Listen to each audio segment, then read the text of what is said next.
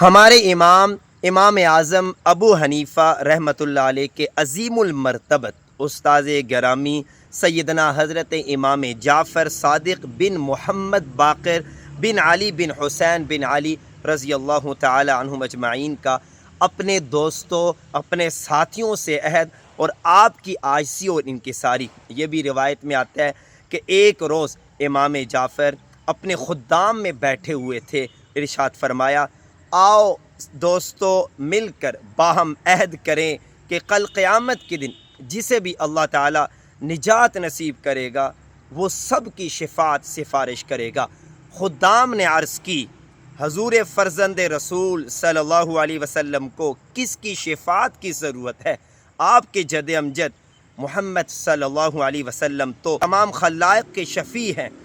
امام جعفر نے فرمایا، میں اپنے افعال پر شرمسار ہوں، اپنے جد امجد صلی اللہ علیہ وسلم کو کیا منہ دکھاؤں گا؟ آئیے ہم بھی یہ عہد کرتے ہیں کہ ہم میں سے جس کی بھی نجات ہوگی انشاءاللہ وہ باقی سب کی سفارش کرے گا۔